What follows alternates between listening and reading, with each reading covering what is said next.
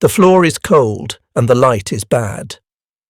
In the basement of Station Hypo at Pearl Harbor, before dawn in late May 1942, Commander Joseph Rochefort bends over pages of JN-25 code groups while a petty officer feeds paper through a clattering teletype. He wears a threadbare bathrobe and slippers because speed matters more than ceremony. A young linguist, pencil parked behind his ear, keeps circling the same two letters as they surface in different groups, AF. The traffic has a rhythm, and Rochefort, who loves both Bach and baseball box scores, listens for its beat. Someone brings coffee that tastes of tin and determination. The room hums with fans and low voices, the steady breath of a machine that runs on curiosity. AF again, the linguist says. Let's make them say it out loud, Rochefort replies. They propose a test simple enough to be dismissed in peacetime. Midway will transmit a plain language report of a freshwater shortage. Hypo will listen to see whether Japanese traffic echoes the message. The island's Radio Shack sends the sentence into the morning air. Hours later, an intercept arrives. The enemy notes that AF is short of water and adjusts preparations accordingly. Nobody cheers. They only breathe out, eyes stinging from fatigue and relief. AF is Midway. More precisely, Midway will be attacked in early June. Rochefort dictates a brief for Admiral Chester Nimitz that is all angles and dates, a music of bearings and windows. The Admiral does not ask for proof beyond the rhythm. He has been carrying a pencil map of the Pacific in his head since December. At last he can draw the ambush on paper. Orders ripple outward.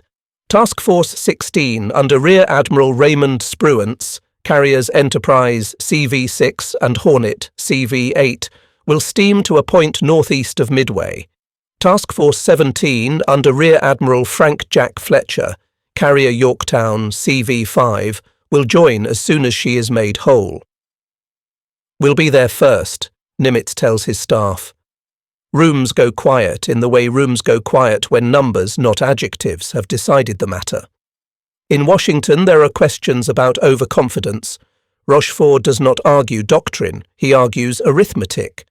Direction-finding bearings fix enemy scouts at ranges the operators can trust. Repeated code groups imply refuel tempos and launch windows. Weather ships move to stations like chess pieces. We aren't guessing, he would have told a skeptical visitor.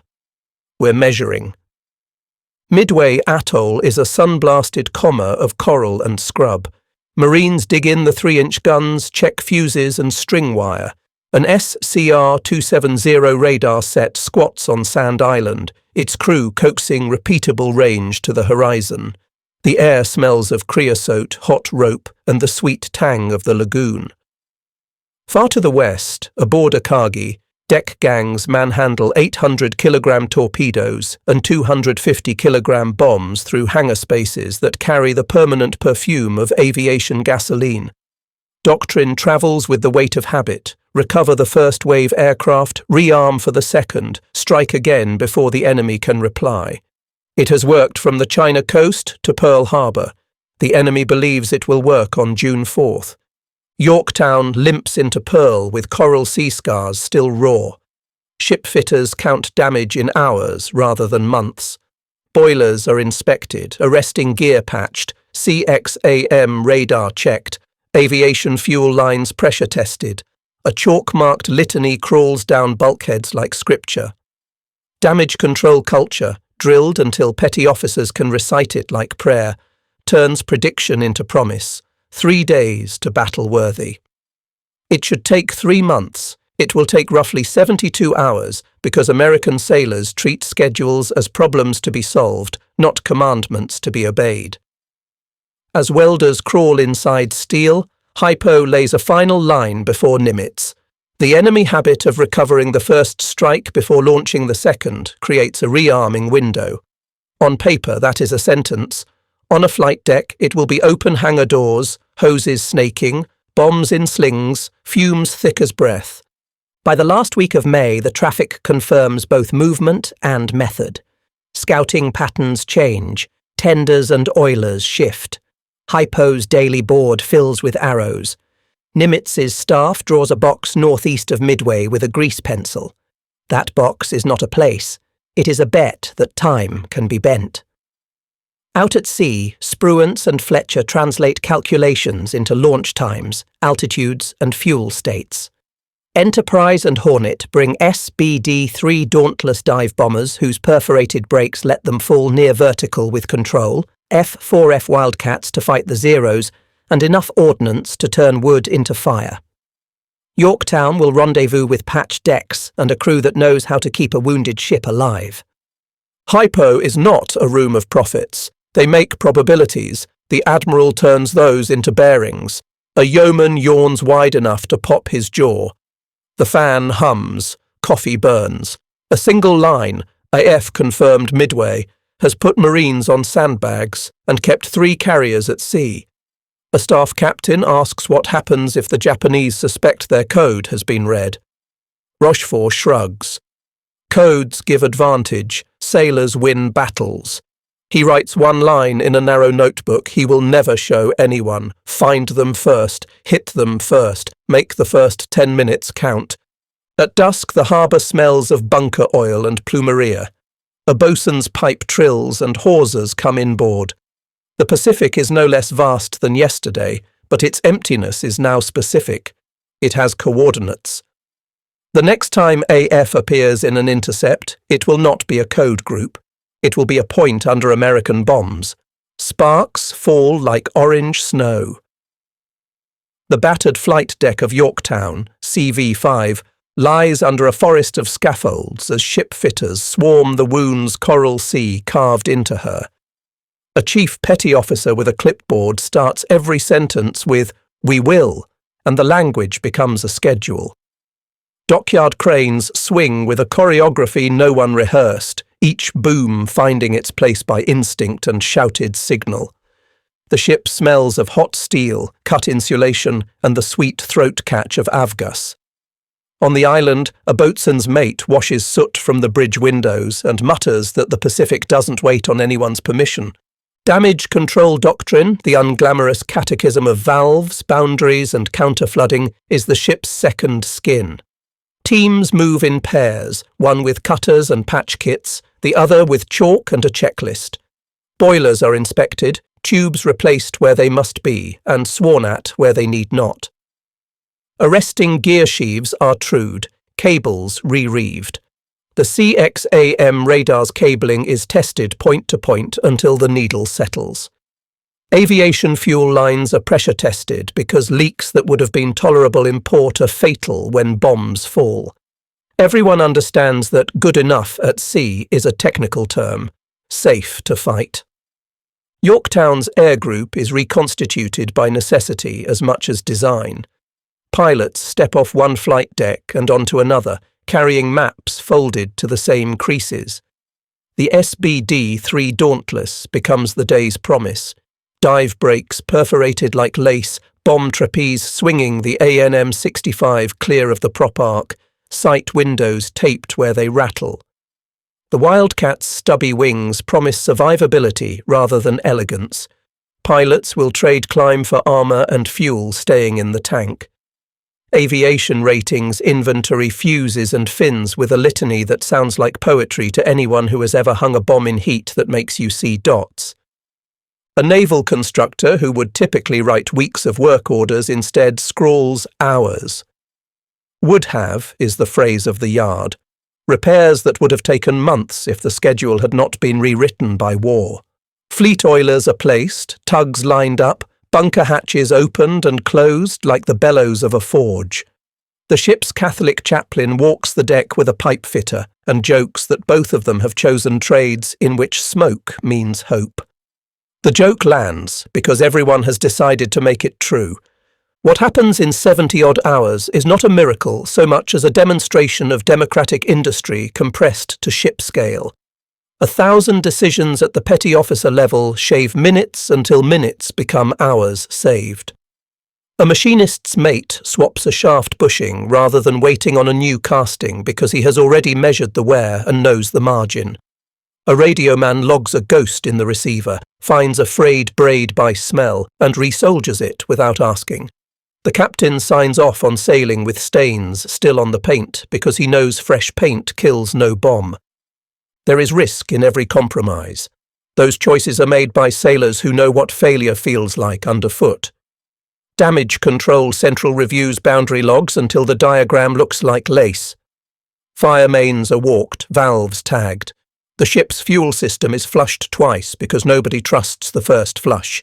The dockyard commander doesn't approve a formal readiness report. He nods once and says, "Go." The distinction matters. Readiness on paper would be perfection. Readiness at war is the will and the means to fight today. As Yorktown clears the harbour, lookouts count the escorts that slide into station.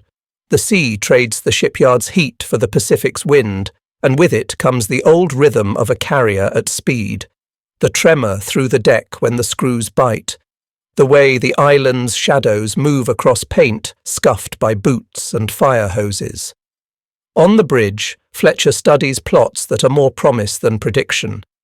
On the hangar deck, sailors check the same clamps twice because the ocean does not grade on a curve. If this narrative has a number that tastes impossible, it is not measured in tons or knots. It is measured in days. A fleet carrier that should have taken months to repair returns to sea in roughly 3. That compression of time is an American weapon welded from training, trust, and a culture that lets competence outrank caution when the distances are measured in thousands of miles. The ship gathers speed. The tugs fall away. A boy on the pier waves a cap he will outgrow. In the island's glass, a petty officer sees his own face and thinks that he looks older already, which is true, and not yet true. Yorktown points her bow toward a square of ocean where, if the codebreakers are right, fate has agreed to keep an appointment. The morning of June 4th, 1942, begins with the taste of grit. On Midway's sand island, a marine radio man wipes volcanic dust from the face of the SCR-270 and leans into headphones that pinch his skull. The set hums like a beehive as the screen blooms with faint ghosts. He calls bearings while another man pencils altitudes they can only infer. Outside, the wind lifts the smell of creosote and hot rope. The lagoon lies glassy as a held breath. Every sound feels a half-second early or late, as though the island has tightened its clock in anticipation. Out at sea, decks wake. On Akagi, Kaga and Soryu, plane handlers in stained coveralls jockey Aichi D-3 Eval dive bombers and Nakajima B-5N Kate torpedo bombers into launch order. Riding brake pedals with the care men give to things that will explode if they are insulted. The humid air carries the sweet, nauseating perfume of aviation gasoline. Ordnance men hoist 250-kilogram bombs the way stevedores lift arguments. A petty officer checks a Kate's Type 91 torpedo fins with a lover's attention. Doctrine hums at their shoulders. Recover first strike, rearm for the second, present the enemy a rhythm his nerves cannot play. Aboard Enterprise and Hornet, SBD-3, dauntless crews brief search sectors with grease pencils that squeak on plexiglass. Lieutenant Commander Wade McCluskey stands over a chart and draws a box that looks like hope and fuel burning in the same shape. Pilots check dive brake linkages studded with tidy rows of perforations, then run gloved fingers across the torpedo swing trapeze that will kick a 1,000-pound AN-65 clean of the prop arc. Wildcats form up, radiators yawning like hungry mouths. On Yorktown, men who were shipyard ghosts yesterday become blue-shirted muscle again, moving with the modest arrogance of those who have seen a deck catch fire and stay. The first Japanese strike hits Midway like an argument with the sky.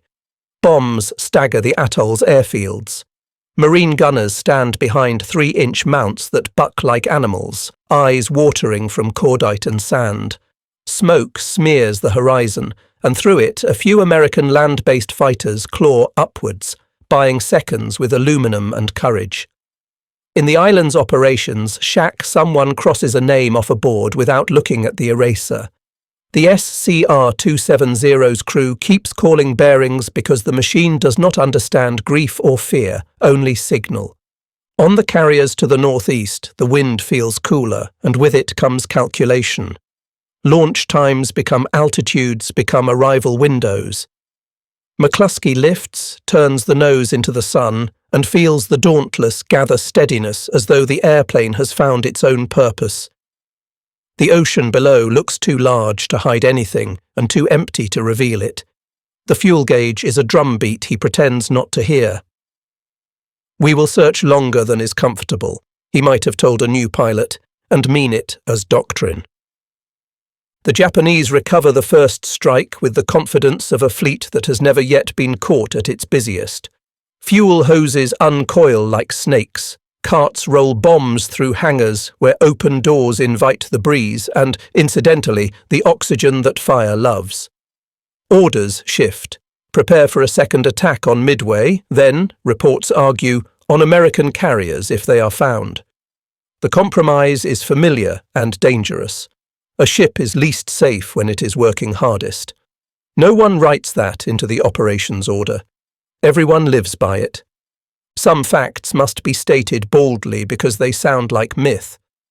Within a year of this dawn, American factories will lay down more carriers, fleet, light and escort, than the Empire of Japan will complete in the entire war. A single Midwestern plant will turn out engines faster than the enemy can train pilots to wear them out. The Marines on Midway do not know the numbers.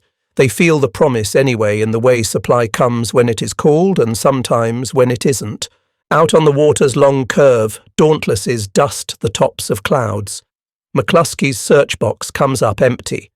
He has fuel for prudence and courage for one decision he cannot take back. He studies the sea, sees a destroyer, Arashi, beating foam alone, and considers why a lone wolf runs hard toward a horizon. He banks toward the wake because wakes are the handwriting ships leave behind. Far below, the destroyer's crew, who think they are late to their own fleet, become an arrow no one meant to draw. The sky grows hard blue and pitiless. The Dauntless settles into a climb that feels like a held breath. Back on Midway, the radar crew swaps out a vacuum tube by touch. Someone wipes his hands on a rag and leaves black commas across his shirt. A captain steps outside, coughs on dust, and tastes burning oil that is not yet from carriers. He looks seaward. The first act of the day has been played. The second is moving into position at an altitude where the sun makes airplanes into dark, swift truths. The ocean is too calm for what the men of Torpedo Squadron 8 are about to do. Ensign George Gay tightens his Mae West and watches the Devastator's canopy haze with breath as he settles into a cockpit that feels both roomy and small. The TBD runs up with a rough purr that turns smooth at throttle. They launch in a file that looks like a promise no one sane would sign. At attack altitude, the world simplifies to altitude, bearing, airspeed, and what courage feels like in the throat. Doctrine says low and straight for a torpedo run. The Mk-13 torpedo has quirks you could fill a chaplain's diary with. Drop too fast or too high and it skips like a stone. Gay and his shipmates commit to the geometry. Their Devastators trundle forward at barely more than 100 knots, each crewman a bright dot in the crossing sights of Zeros already peeling down. The first pass shreds a wing panel from the lead element, and then the tracers make a red-orange fence you cannot climb. One by one, the torpedo planes slip under it anyway. Enterprise and Yorktown torpedo squadrons join the same long, low procession. The Japanese Combat Air Patrol dives to meet them, dragged toward sea level by targets that refuse to twist or climb. A pilot could be forgiven for thinking of slaughter, yet the slaughter is not senseless. It pins the CAP in a place where altitude costs too much time. It pulls eyes downward. It bends the enemy's defense into a shape that a patient attacker can understand. In cockpits and ready rooms, men translate that shape into advantage. Up high, dauntless crews note the CAP's absence where it ought to be. Gay sees none of that. He sees a wake widen ahead of him and sets his run as though pain were a navigational aid. The Devastator shakes with the square-shouldered stubbornness of an old pickup. He thumbs the release and watches the fish walk off into the glitter. The torpedo's reliability will be debated long after this day. To the men throwing them, belief is part of the weapon. Zeros slash the formation to kindling. VT-8 loses 15 of 15 in their attack. Gay will float alone in the wreckage and watch history pass. VT-6 and VT-3 fare little better in the arithmetic of survival. What they accomplish cannot be written on a sortie board. It is written instead in timing, in the way the Japanese carriers' decks clear, in the way guns track low, in the way fighter directors speak into microphones with urgency thin-edged by confusion. The carriers have recovered aircraft, doors are open, bombs are rolled, hoses are snaked. Every second the cap spends bullied near the wave-tops is a second the high sky grows empty of defenders. On the American carriers, ordnance men clip fuses, armourers sling bombs, and pilots fold maps to the bearings that matter.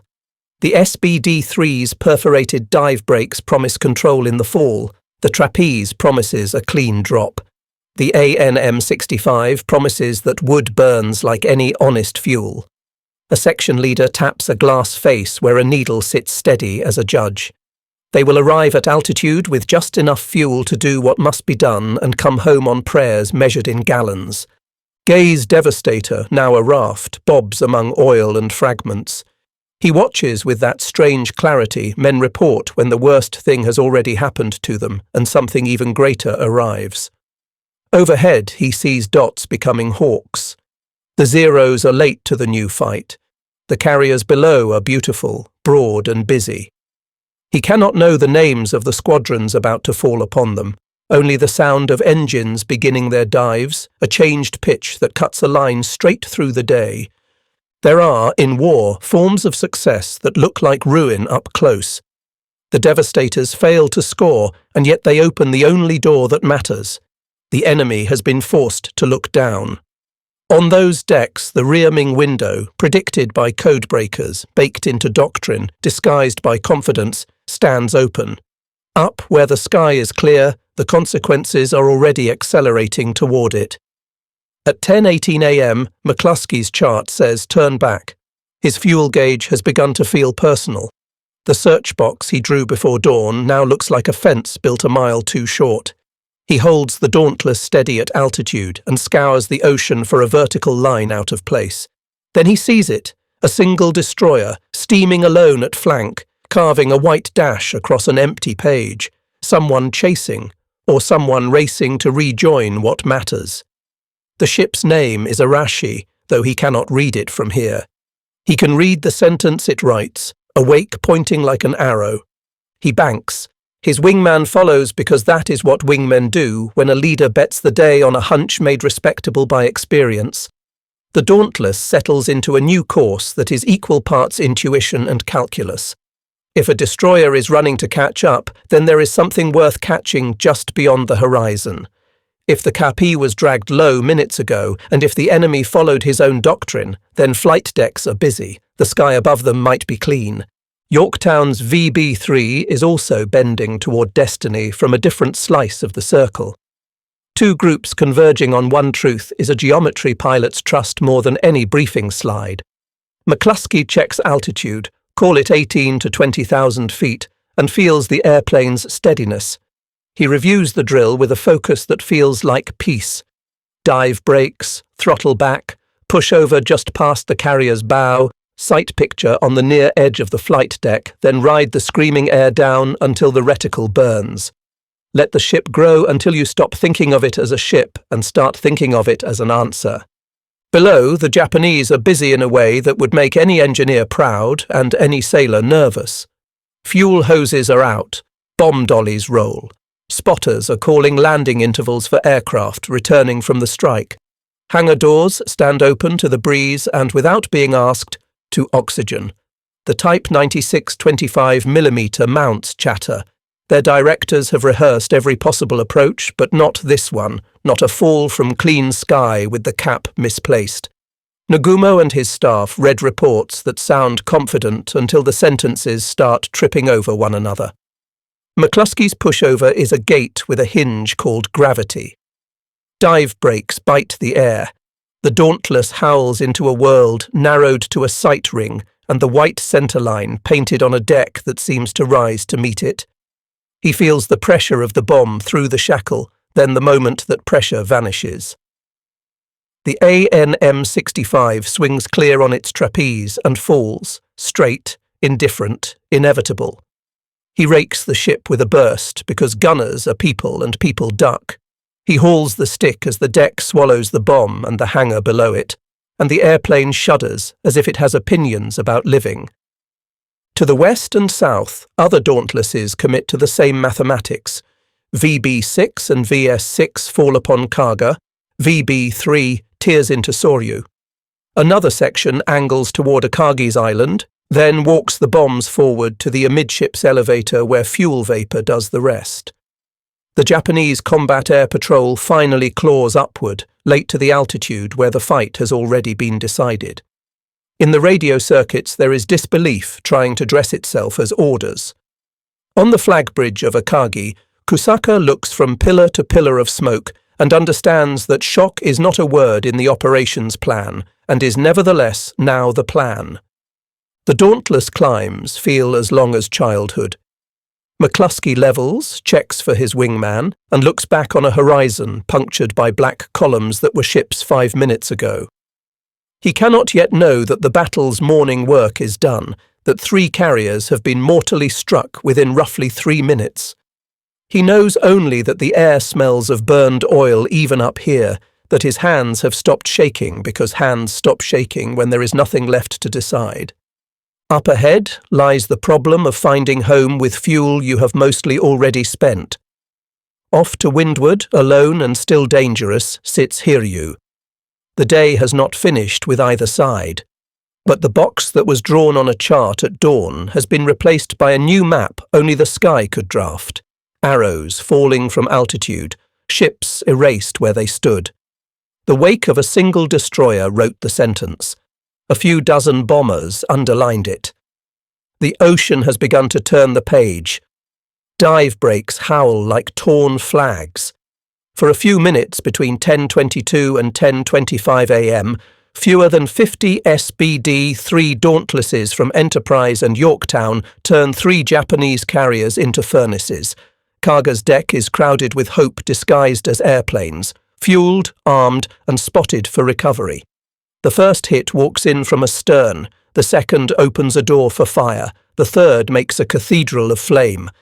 On Akagi, a single bomb near the after edge of the amidships elevator finds vapour that has been waiting for a spark since the day the ship was launched. Soryu takes her hits like a boxer who has blocked every punch for 5 rounds and then meets the one he never sees. Below the flight decks, hangars breathe oxygen through open doors. Fuel lines that were meant to feed engines feed heat instead. The Type 96 25mm mounts spit defiance at angles guns do not love. A gun captain slaps a loader's shoulder and keeps firing at a sky that is already falling away. Damage control parties uncoil hoses and step into a smoke that eats the edges of thought. On Akagi's flag bridge, Vice Admiral Nagumo stares at a view he has never rehearsed, while Chief of Staff Ryunosuke Kusaka urges a decision that is not in any manual. Somewhere between the decks and the sea, fragments of aircraft settle into a rain that makes sailors duck without knowing why. To the east, VB3 from Yorktown has found Soryu. Bombs punch through planking and detonate where airframes, fuel and men share space. A petty officer in Soryu's hangar would have tried to push a flaming bomb cart with a deck hook, then thrown off his gloves when heat made them feel like slow hands. Above him, smoke pulls itself through openings that become chimneys. The ship lists, rights herself, then lists again as compartments surrender to fire. Within minutes, the problem is not whether the ship can fight. It is whether she can float long enough for men to choose between duty and survival. On Kaga, an ordnance man who has done everything right is defeated by physics. Fire runs faster than people. Ammunition cooks with a percussion that vibrates soles and teeth. A zero on the forward edge of the flight deck lifts on a tiny thermal and settles again, an obscene imitation of flight. Fighters that would have saved the day hang from cranes half-armed and sour with gasoline. Bridges report temperatures that instruments were never meant to endure. Orders turn into wishes, and wishes turn into prayers, and prayers are said into cloth masks that filter smoke, but not the feeling of being late to your own rescue. Numbers that sound impossible belong here because this is the place they happened. In a span of roughly 10 minutes, 3 first-line fleet carriers of the Kido Butai are mortally struck by fewer than 50 American dive bombers. By dusk, a 4th, Hiryu, will join them.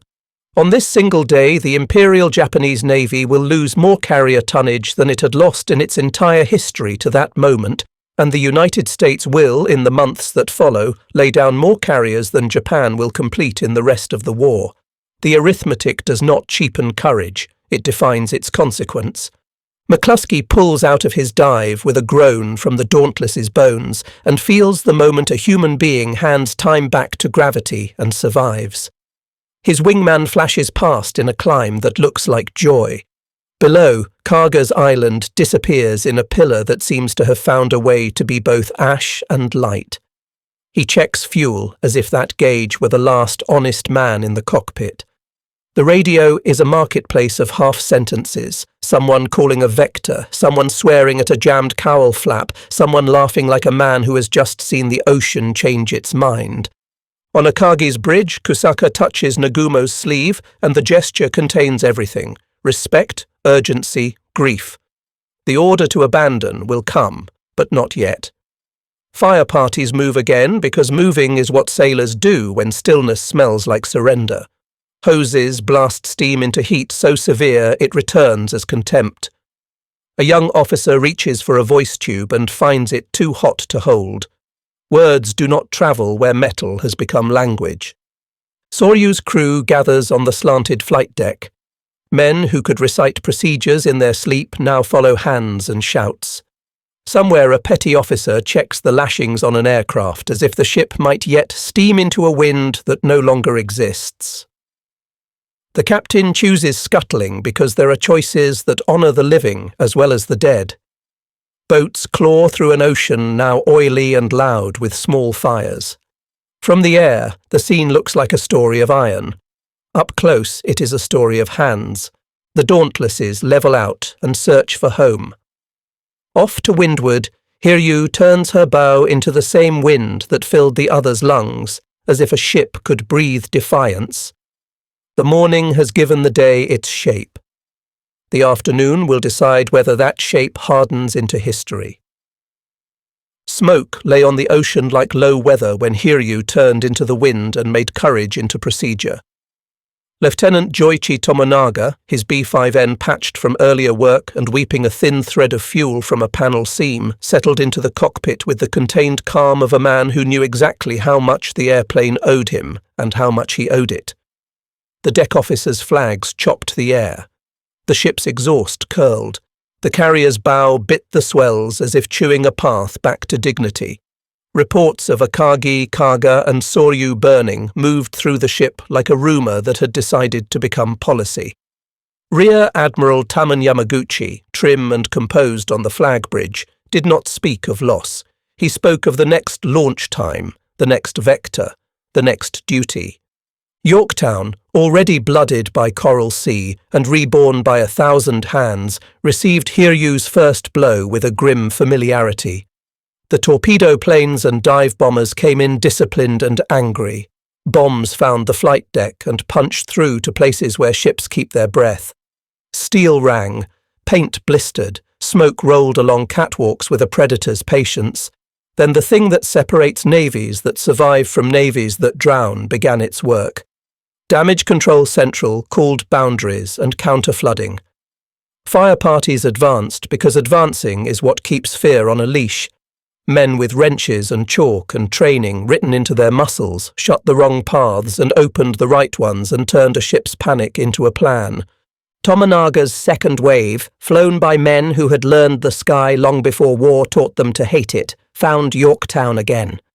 Torpedoes bit low and cruel, twisting guts and flooding compartments with the authority only water possesses. The carrier shuddered and leaned and seemed to consider the old Navy question: stay or go? The captain's voice carried steadiness into radios that echoed with breath. Generators found alternate circuits. Pumps pounded. On mess decks converted to aid stations, a pharmacist's mate held pressure with both hands and told a wounded boy about the taste of pineapple he would get when they made port, because sometimes the promise of fruit is the thing that keeps a man inside his body. From Hiryu's bridge, the counter-strikes looked like proof that Will could still write orders on the world. From Yorktown's decks, they looked like the reasons sailors never boast until the pier is in the wake. The ship, stubborn as an old chief with a checklist, answered helm and throttle longer than the arithmetic suggested it should. She bought hours for her scouts and her bombers. She bought a false picture for her enemies. She bought a place for the next American act to stand. Up above, SBD-3S from Enterprise were already stitching the sky into an approach.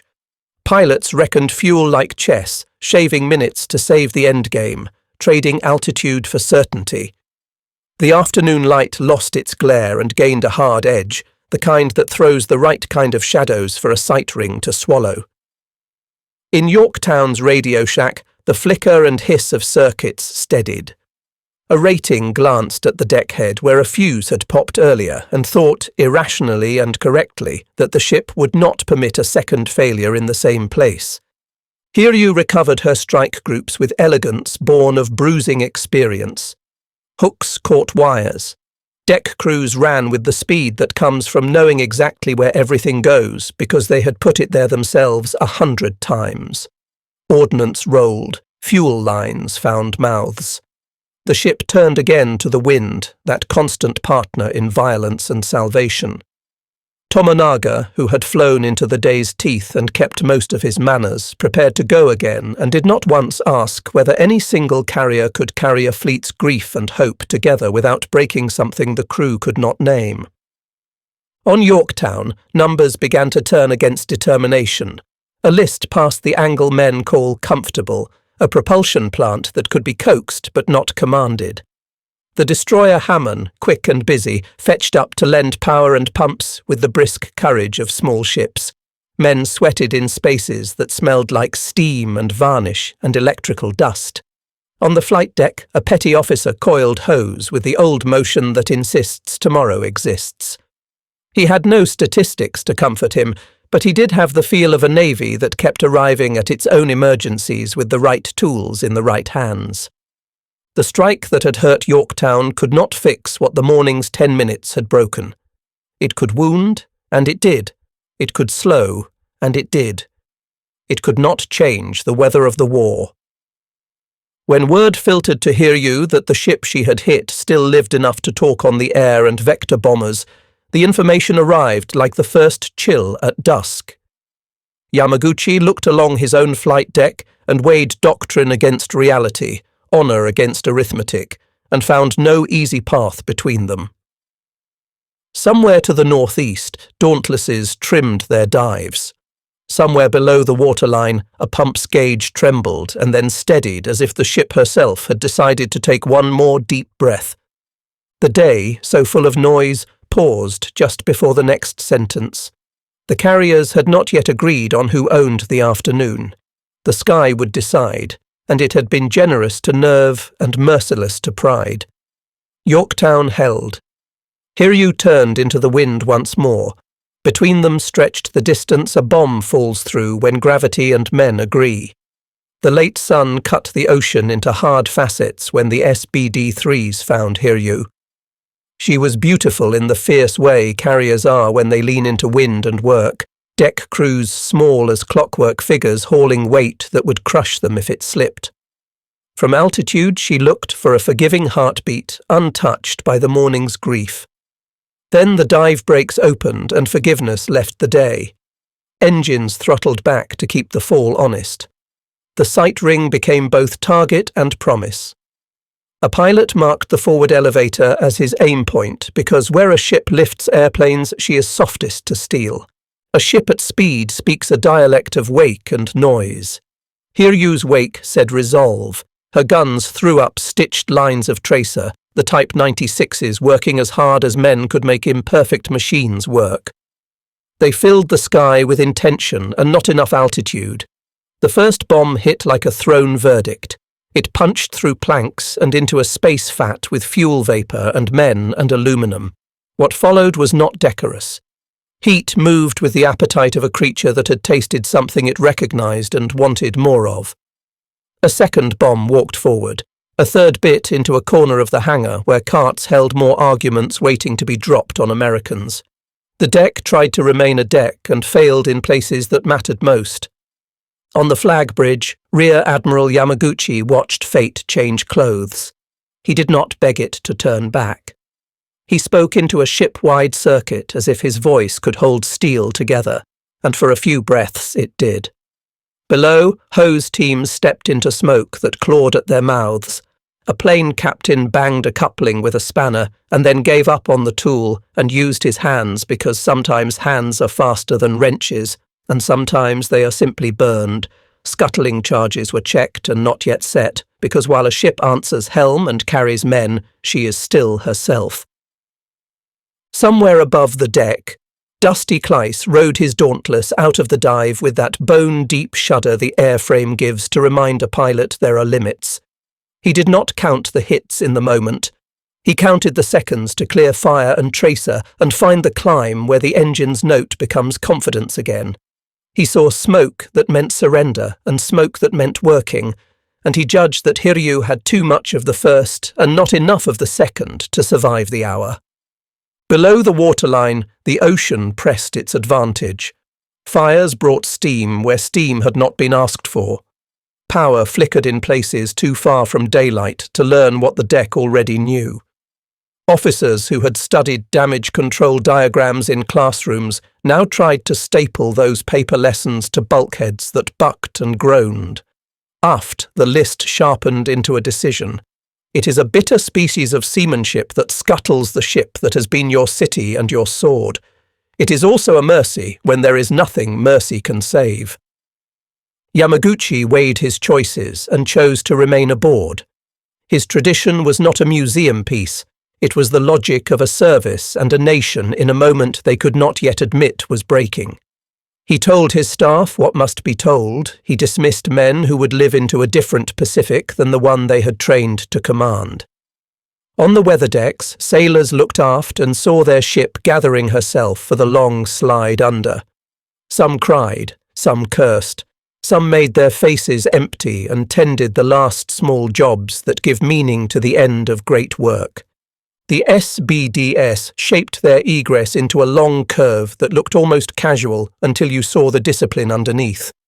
They counted aircraft, fuel, and daylight, and found that there was just enough of each to give the ocean back what morning had taken from the enemy. Radios crackled with coordinates that were half report and half goodbye. Far behind, the black pillar that had been Hiryu leaned, thinned, and became the kind of column that marks the place where history folds a corner in its book. If there is cruelty in precision, it is the cruelty of accuracy, served without ornament. The bombs did what they are shaped to do. The fires did what they are born to do. The men, American and Japanese, did what they had sworn to do, each to his own oath. When the order to abandon finally travelled the length of Hiryu, it moved too slow for some and too fast for others, and exactly right for no one. Boats pulled away through a rain of cinders. A petty officer reached over a gunwale and hauled up a boy by his harness, swore in a voice unworthy of any temple, and called him sailor because names fracture under grief. The sea took the carrier with that greedy smoothness peculiar to the Pacific at evening. In the west, the sun pretended innocence it had not earned. To the east, American aircraft turned toward decks that had learned how to take them back after terrible days. The duel of carriers had ended not as a draw, but as an erasure. Off-stage, factories already hummed, and dry docks cleared schedules for ships that would be needed sooner than plans had promised. In a few hours, the ocean would be dark, and both sides would tally. One would have numbers that permitted boasting, and would not boast. One would have memory and courage, and too little steel to house them. Night settled over wreckage and rescue, but the American war day simply moved time zones. While destroyers quartered oily seas for survivors, a fleet oiler slid into a rendezvous with a task force that had burned more fuel than any peacetime planner would have admitted was practical. Hoses arced across black water like thrown ropes in an old story. Diesel throbbed. Chiefs with flashlights in their teeth rode fenders and made quick work look inevitable. Replenishment at sea was not a trick. It was the quiet art that let ambition outrun geography. Fuel was courage spelled in drums and hose. Back in the chain of islands and states that lived behind the fleet, a different drumbeat held tempo. In Kansas, a factory's night shift prepared another batch of Wright and Pratt and Whitney engines, crate lids stenciled before the paint dried. In California, the Kaiser yards kept lights like daylight and made welding into punctuation. In the training pipeline, instructors tapped watches and counted landings and engine hours.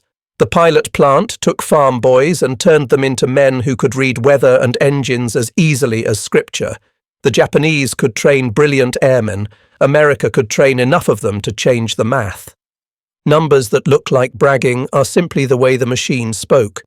Essex-class fleet carriers, laid down in 1942, would begin joining the fleet in 1943, and keep joining until the calendar itself grew tired.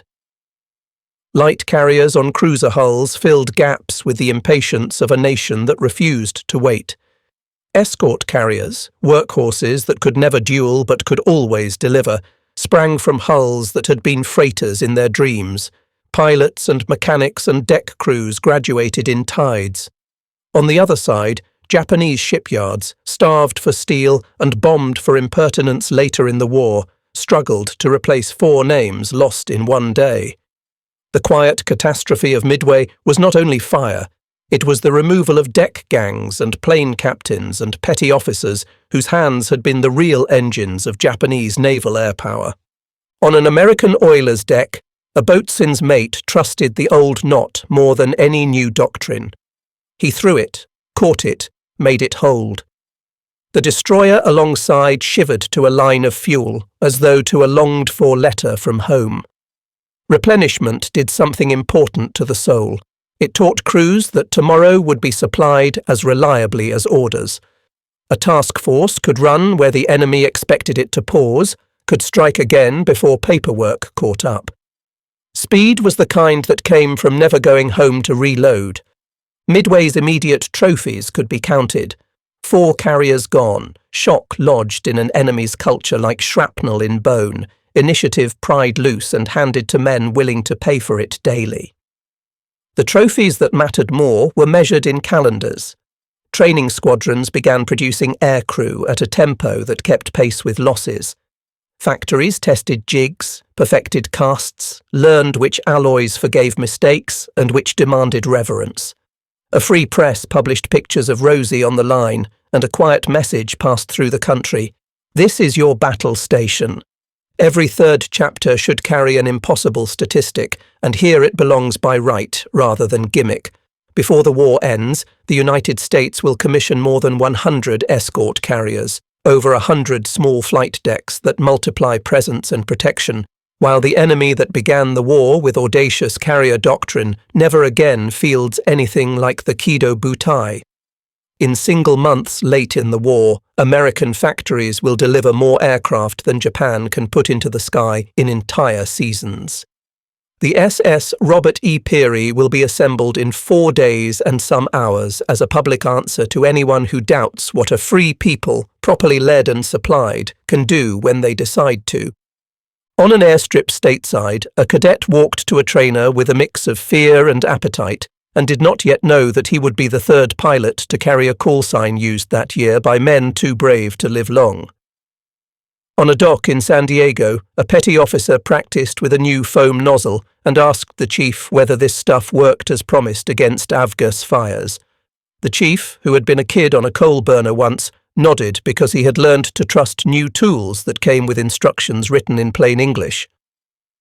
On a chart table in a flag plot, a staff officer moved a task force symbol across an ocean and did so with hands that no longer shook when the protractor suggested boldness.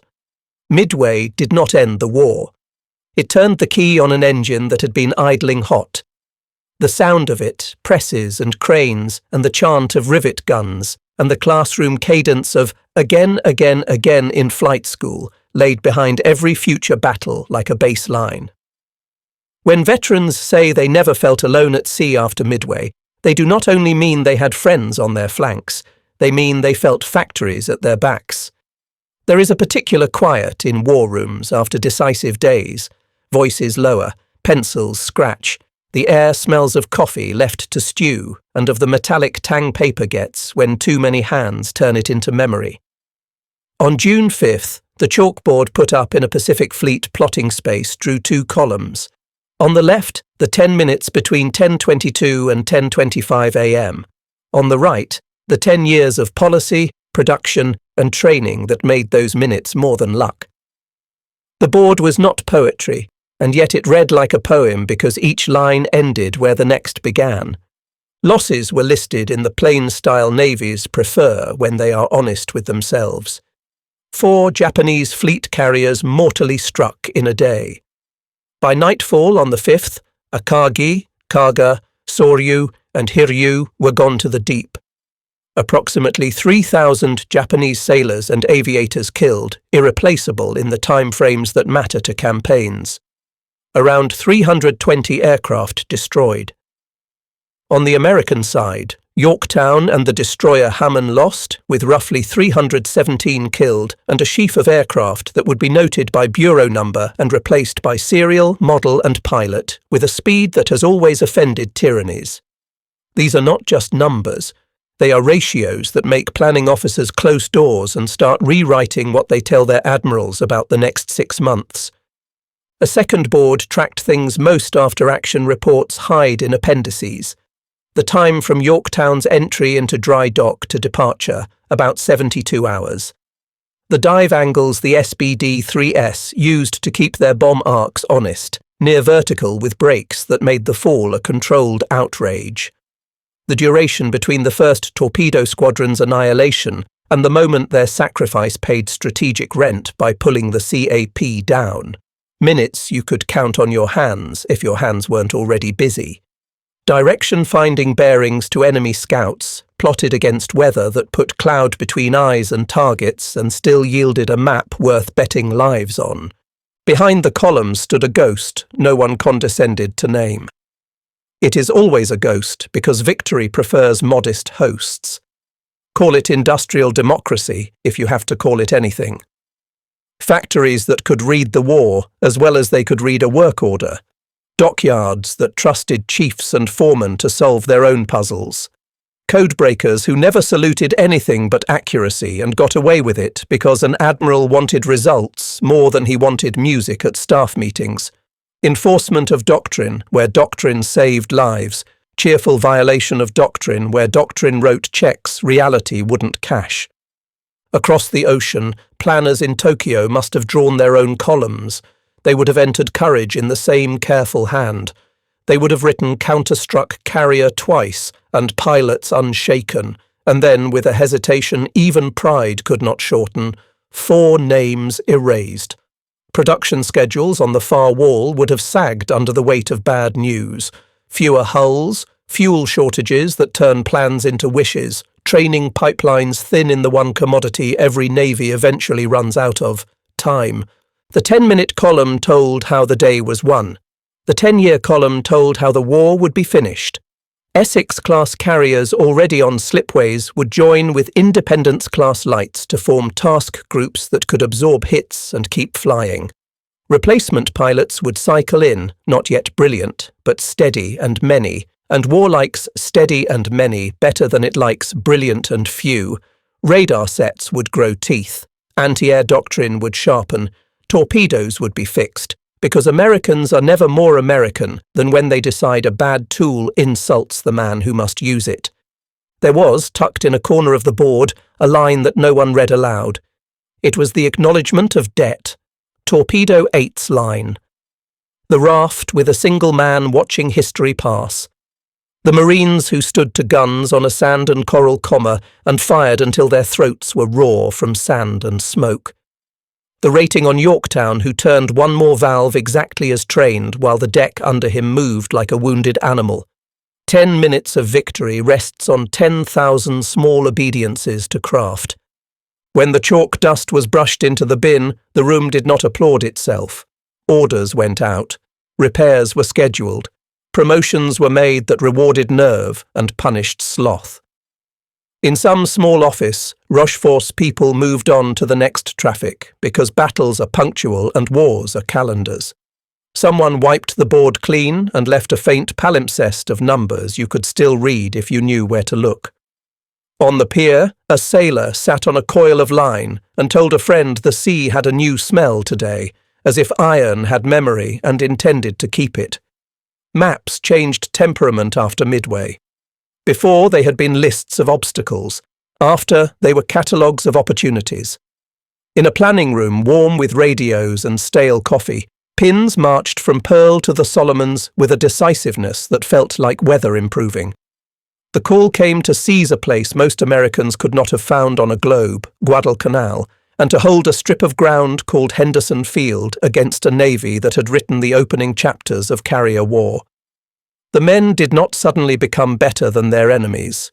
They became better supplied, better rotated, better relieved, and those adverbs move wars. Transports moved south with the purposeful anxiety of convoys that know they are being watched. They carried Marines who had never heard a dive siren before August and would soon be able to tell types by ear. The Cactus Air Force rose from Henderson's rough runway with engines that coughed dust and courage. Pilots ate bad food and flew good airplanes, and the ratio matters. When the sun went down, Tokyo Express destroyers shouldered through the slot with cargoes they could not afford to lose. Submarines waited where a navigator's conscience told him to stop cutting corners. The initiative had changed hands, and both sides felt the weight of that transfer in their wrists and eyes. Carriers did not vanish from the story. They moved to the edges of the page and wrote margin notes the author later realized were the best lines. New hulls joined, Essex and Independence, seeds planted before Midway, sprouting into the kind of air power that could turn a bad morning into a decent afternoon. Anti-air doctrines got teeth. 5-inch directors learned to speak fluent radar. The deck-edge ballet tightened, and damage control, taught by men who had walked through flame, became catechism. There were losses. There are always losses when ambition gets out of bed. But the losses no longer had the taste of irreversible about them.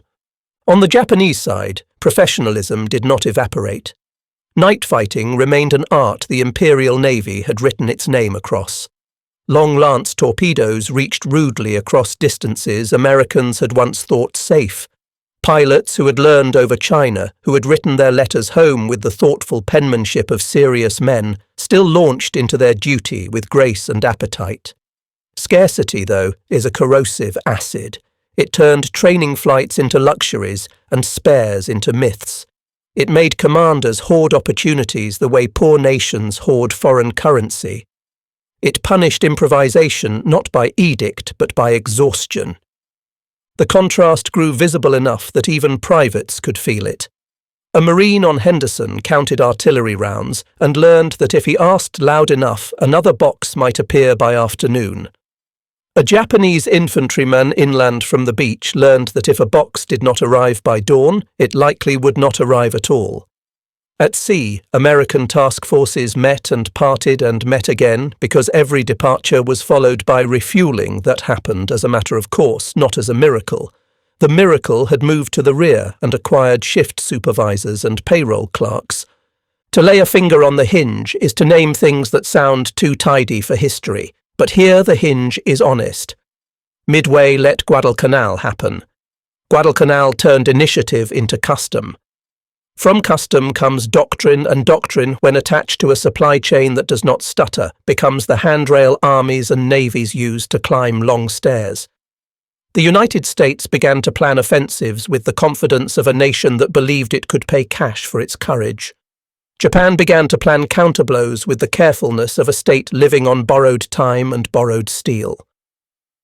When veterans talk about the long months after August, they talk about heat and rain and the smell of jungle rot and the sound of ships exploding far offshore at night. They talk about watch bills and scrounging parts and the odd holiness of the moment a mailbag thumps onto a deck. They almost never talk about maps. Those belong to historians and staff officers. But in the angle their hands make when describing where we were and where we went next, you can see maps made flesh and courage made policy. The initiative had flipped. It did not flip back. Somewhere on a stateside pier, while those months played themselves out in rain and tracer, a new carrier's hull number was chalked on a bulkhead. A girl on a line in Michigan fitted rings in pistons with the concentration of a surgeon.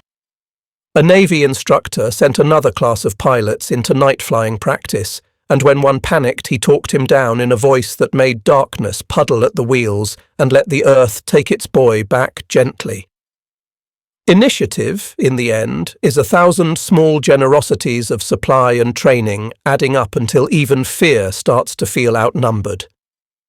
Years afterward, a man who had once ridden a dive bomber into the throat of a ship walked the catwalk of a preserved carrier and touched cold rivets with 2 fingers. The museum smelled of oil that no longer did anything useful and of paint that would never need to resist fire. He read names on plaques and heard the ghost sound of a bosun's pipe in a hall designed to hold quiet the way hangars hold light. He closed his eyes and saw the day when the ocean had been an anvil and men had been hammers and iron had sung as it broke.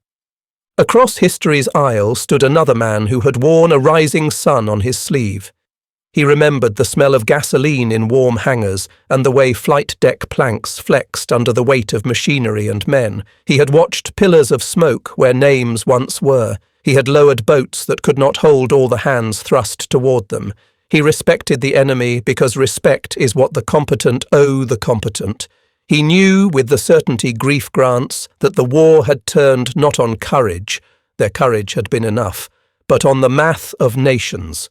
The math is not abstract if you have ever carried a wounded man to a hatch and found the ladder still there, because some machinist's mate on an ordinary Tuesday had tightened a bolt that would otherwise have failed on a terrible Thursday.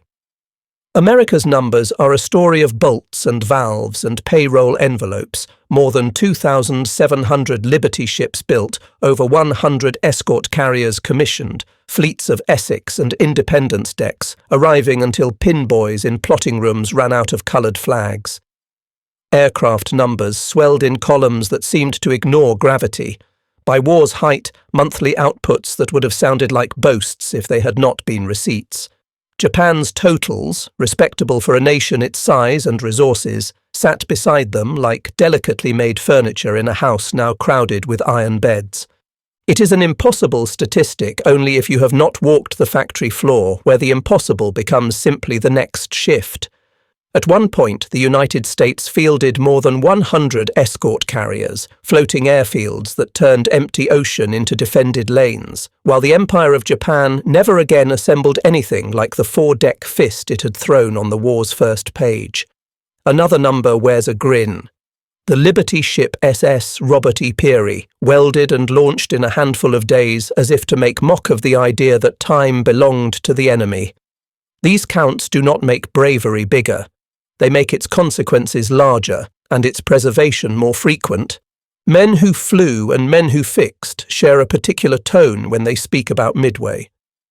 Pilots talk about sight rings and the way a carrier's island looks in the last seconds before you stop seeing anything but the mark. Sailors talk about heat that moves like an animal and about lines as alive as any snake you've ever feared.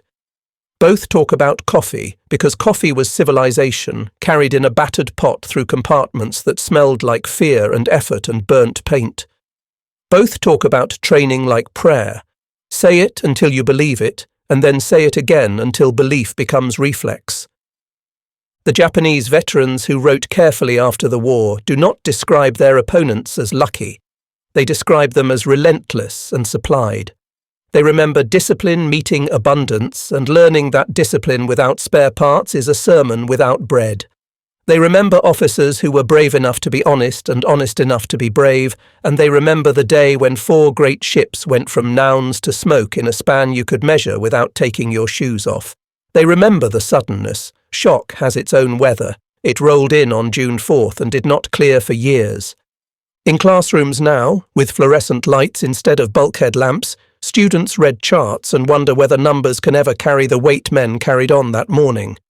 They can, if you learn to hear the sound they make, an aircraft per hour, a ship per week, a carrier group every few months until the ocean itself seemed to sprout metal. Democracy's factories learned to conjugate verbs of war, to make, to repair, to send, to return. Tyranny's factories learned too late that fear is a poor foreman. The veteran lifted his hand from the rivet and looked along the hangar where children ate ice cream and tried to imagine noise. He did not say that courage won the war. He said courage opened the door, and industry held it open until every man who needed to pass through could. Then he stepped back into daylight bright enough to make a young man squint, and in that brightness the numbers did what they have always done when attached to purpose. They turned into lives kept, nations steadied, and a world where oceans carry trade and not empires' boasts.